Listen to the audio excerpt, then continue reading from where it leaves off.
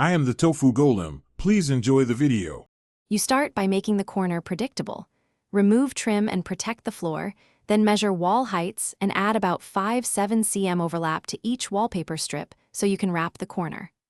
Once done, snap a plumb line roughly 5 mm from the corner so the first edge reads true.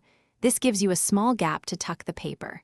You'll cut the first strip square and prepare adhesive, applying paste per manufacturer instructions so the paper remains workable when you position it. You align the first strip to your plumb line and press it to the wall, smoothing from the center outward while intentionally leaving the overlap loose where it meets the corner so you can form a neat turn. Then, use a seam roller and smoothing brush to push air out toward the edges. This prevents bubbles and keeps the seam tight.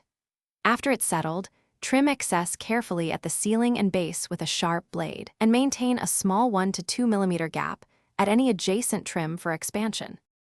You now fold the overlap into the corner and crease it neatly, using a jockey's spatula to press paper firmly into the corner without stretching. Next, bring the adjacent strip up and butt it directly against the folded edge, matching the pattern. Once aligned, roll the seam with a seam roller to lock it.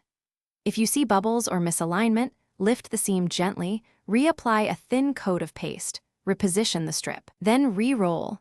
This troubleshooting step corrects most common problems without. Thanks for watching. Consider subscribing if we helped you today.